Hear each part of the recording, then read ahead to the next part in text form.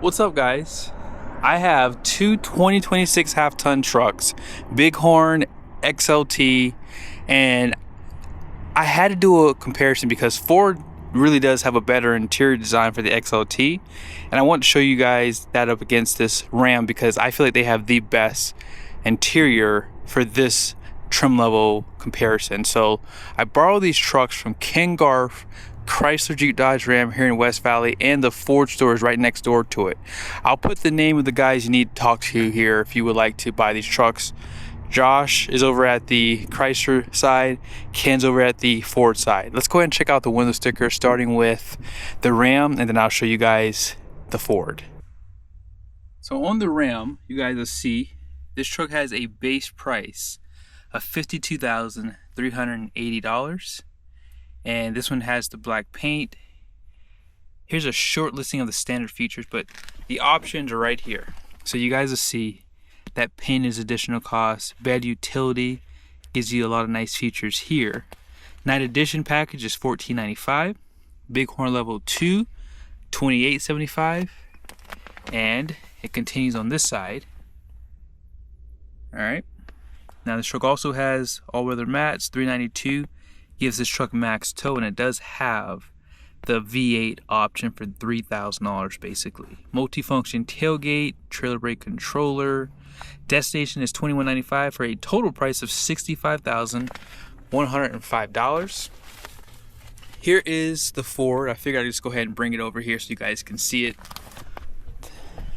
This is a short listing of the options, and that Equipment Group 302A is $7,330, and it gives you a lot of nice features in there. And then down below you guys see the engine was upgraded to the EcoBoost. XLT black appearance package is $920. Tow haul package is $1,010. FX4 is $1,320. Gives you that 36-gallon fuel tank. Secure code is $455. Bed utility $860. Now, base price for this truck was $51,915, and this truck has a total price of $66,625. There's so much to unpack in such little time. But first thing is first, when you consider the base price of these two trucks for 2026, the Ram actually costs $465 more. However, despite that expensive V8 option on the Ram, Ford somehow closes the gap and then surpasses it by $520 based off of how these trucks are optioned. Now, if I were to put a Hurricane engine on this Ram, if I were to add the 360 camera, I think the Ram would actually be a little bit cheaper compared to the Ford. But on the front ends, both trucks have LED premium lights. I like the styling of both of these trucks. I think they did a great job with the refresh on both. Ford refreshed in 2024 and Ram followed up in 2025. They both have LED headlights, fog lights. Turn signals on Ford is LED, however incandescent for the Ram for turn signal. Adaptive cruise control comes standard on Ram. Front parking sensors for both trucks. So there's just a lot going on here, right? They have a lot of nice features. Now here's where Ford wins. They do make it easier to get 360 camera on this XLT. Now that is available for the Ram, but you have to buy an additional package. But again, if you play with the engines, you can probably make this truck a little bit cheaper too. Front bumpers are painted, and you'll see out back they're painted as well. You guys see the hoods. Great designs. Now let's go off to the side at the wheels. So 18-inch wheel on the Ford. It's a 275/65. It's an all-terrain tire. Ram has this 20-inch wheel. Hopefully you guys see it. And this is actually a Bridgestone dueler tire compared to the Goodyear Wrangler tire on the Ford. I like the 20-inch wheel, but if I were picking for myself, I would prefer an 18, and I wish that was an option. Now, 2,535 pounds of capacity for this tire, and it has a nice rugged look to it. But I think the Ford has a better setup for me, that is. If you like the 18s, I prefer this now. I think they ride a little bit better. 2,756 pounds of capacity at 51 PSI. So more capacity for this tire too. Both trucks are going to have independent front suspension, double wishbone, coilover setup. Here's some of the badging.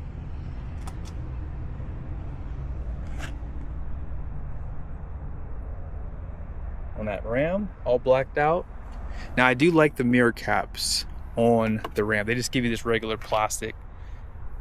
Definitely does dress it up a little bit there. Painted door handles for both sides. However, Ford does give you smart key, not available for the Ram side. Fixed running boards, and you can pretty much get fixed running boards. And I have to make one adjustment to the suspension. You can get air suspension with this Ram, not available for the Ford, and the air suspension makes a big difference on how the truck's going to tow to, so something to consider. And that's on all 4 corners. 33-gallon fuel tank versus 36-gallon fuel tank on the Ford. And you guys see you can get standard bed or short bed. This truck does have a little bit more going on. You have the tie downs, and you have this specialty gimmicky tailgate, as I call it. Dual exhaust, you just have a single exit exhaust out back. Both trucks are going to have incandescent tail lights, so no LED bulbs. Now you do have LED license plates on that Ram, not available for that Ford unless you go to a higher trim level.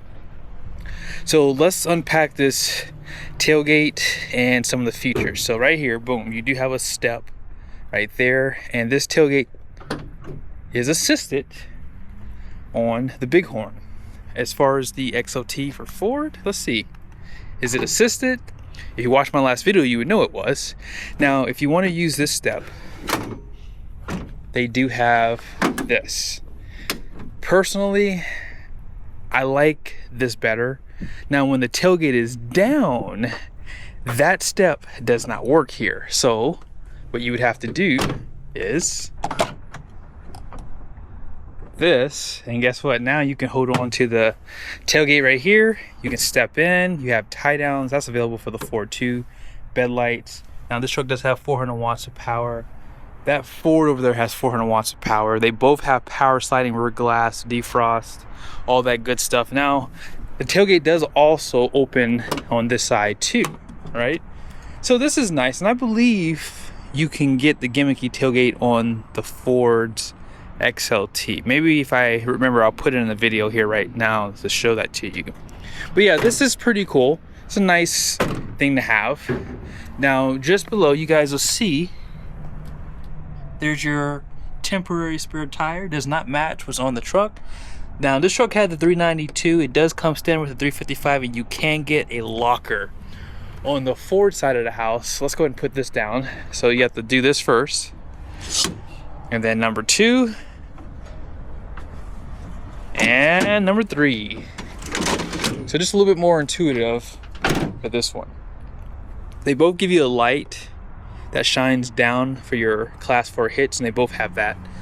But yeah, this truck has a 355 with the locker, and then they do give you an all-terrain tire as well. So man, who won that? Now you guys see the Ram does have fender flares, and if you get the air suspension, that's going to raise the price above the Ford. So they have the leaf pack out back, which I prefer personally. So who won that, guys? Oof, that was tough. I wasn't keeping track of what I like better, but let's just keep going. Ford is going to regret neutering their EcoBoost simply because it's now even more outgunned compared to the Hurricane. Now, I said this in another video that I did on the Laramie. I would not choose the 5.7 liter Hemi, especially on this truck, because if you don't know, the 3.6 liter Pentastar comes standard on Bighorn. Now for the Ford side of the house, the 2.7 liter twin turbo V6 comes standard, and if we were looking at just standard engines for this video, by golly, Ford would win, because that engine has what, 325 horsepower and 400 pound-feet of torque, compared to that Pentastar, which has no guts whatsoever in this truck. And if you plan on towing, my goodness, it's worse. So we won't even mention horsepower and torque, because I don't know off the top of my head. I gotta look it up real quickly. You see that? 305 horsepower and 269 pound-feet of torque. It can tow up to 8,100 pounds. So that's That's not too bad, but 269 pound-feet of torque, you ain't towing much. So you have to upgrade that engine if you do plan on doing some heavy lifting. That's where the Hurricane comes in. And if I were buying this Bighorn, that Hurricane is not a big price increase over that Pentastar. So that's where I would stop at. That engine has 420 horsepower, 469 pound-feet of torque. Now the EcoBoost used to have more horsepower and torque in 2025, but they decided to reduce that. Now this engine only has 382 horsepower and 500 pound-feet of torque. So yes, it does have more torque, but that horsepower makes up the difference when you're doing 0 to 60 runs. And hopefully in the future I'll show you guys a 0 to 60 run with this truck and another Ram truck with a Hurricane. So 10-speed transmission versus 8-speed transmission. If I were betting, this is where Ram probably wins for me. The ZF transmission is just superior. I know that Ford probably doesn't have as much transmission problems as GM is having, but if I were a betting man, that ZF would probably outlast that 10-speed. So as far as the powertrains go, I think that the Ram wins for sure. The Hurricane engine is just superior in my opinion. Inline 6 design versus V6. Now I will say Ford's EcoBoost is probably more reliable, but you have a 10-year, 100,000-mile warranty on that Ram, which just again closes the gap indefinitely now. So yes, Ram 100% wins on the powertrain. Both trucks are optional with 4-wheel drive, by the way. And as an FYI, Ford does have the 5-liter Coyote, which has 5 more horsepower than the Hemi, but they have the same torque, and they also have this full hybrid EcoBoost engine, but it's a really expensive option, and it really just prices the truck out of the market compared to the Ram. So here's the main reason why I did this video. I wanted to show you guys a comparison with the interiors. The exterior is very personal for people. I don't want to pick the nicer looking truck because that's very controversial, but the interior I can pick, and I've always liked the Rams. So let's see if Ram is still superior. So first thing I'll point out, you guys see you have a fabric material here, nice graphic design, soft touch on the door. Now this is hard plastic, but this is soft touch. Stitching pattern, you guys see the speaker grill right there. This truck does have power folding outside mirrors. I love the convex. I don't know why a half-ton truck doesn't just come standard with that like on the Rams. Silver accent on the door handle. Let's go ahead and check out what that Ford has.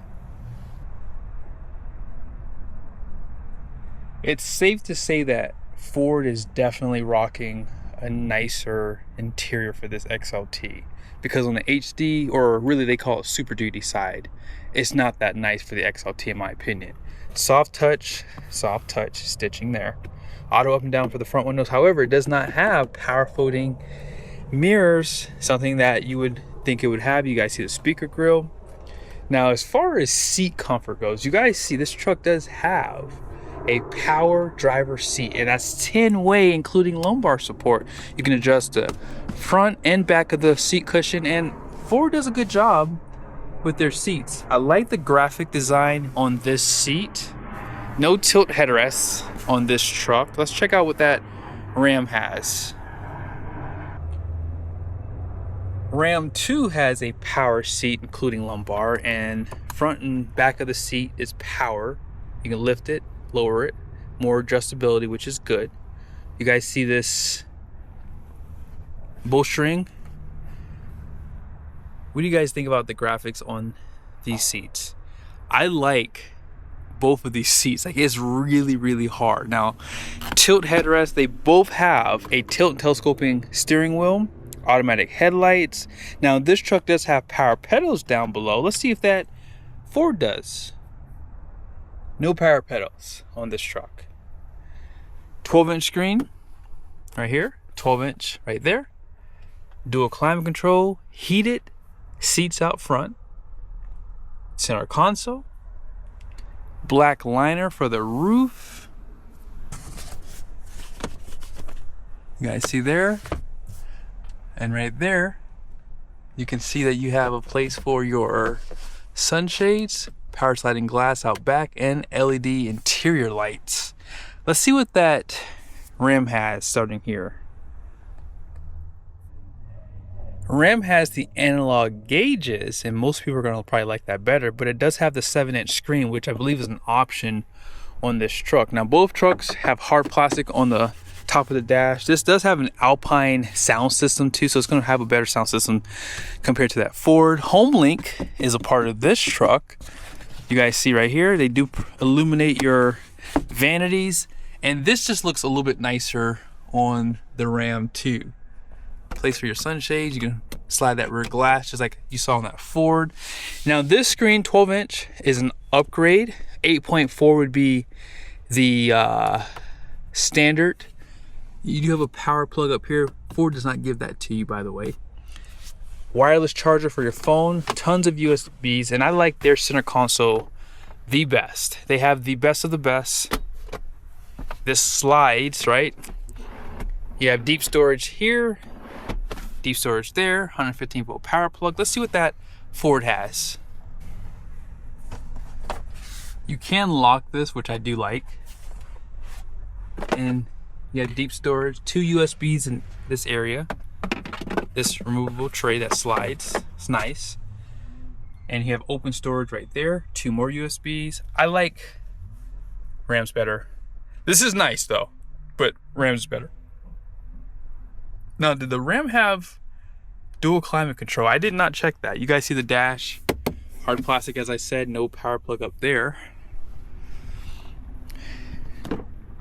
Now, I'm gonna show you guys where Ford wins for the passenger side. No power seat on the passenger side of this truck, and not available to add. You guys see right here, nice cover. They do illuminate that area right there. You can see the light. Also, assisted glove box. Dual climate control. Yep, the truck does have dual climate control. Now that Ford did not have that wireless charger. Now let's see if that F-150 has a power seat on the passenger side. That changes a lot. This is a big deal, and it has lumbar support. So 8-way seat on this side, because you only can adjust the seat up and down. You cannot adjust the front of the seat cushion here. Man, whew, that's a big one. But you guys see, this is not illuminated, and this is not assisted. Right here, it just kind of drops down like that. Not a big deal, you know.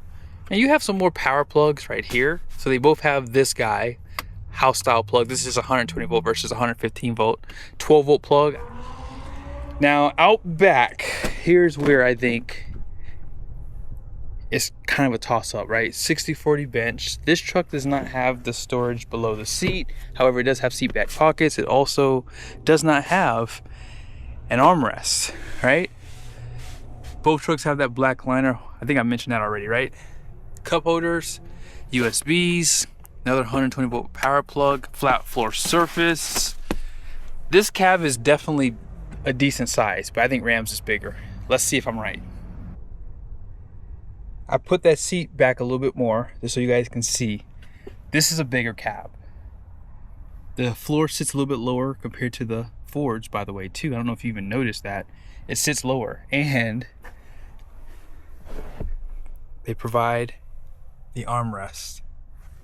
Also, tons of USBs, 115 volt power plug, still 400 watts, air vents, cup holders, seat back pockets, 60/40 bench. However, you don't have any storage below the seat on this truck either. This is a bigger cab though. I like how wide this door opens too. Man, and here's the biggest tiebreaker. If you're ordering your truck from the factory, you can get a twin panel roof with this truck. You cannot get that on the XLT. You'd have to move up to a Lariat to get the twin panel, which costs more money. And if you don't want leather seats, you gotta, again, go to the Lariat to get the twin panel. And that might be where the deciding factor is here. But let's go ahead and see what the Payload is, and then that will pretty much end this video. Starting with the Ford, you guys see the front gross axle weight rating. It's gonna be 3,450 pounds. The rear is 3,800 pounds. 7,100 pound gross vehicle weight rating. and the wheels are 18 by 8.5 wide. All-in payload is 1,793 pounds.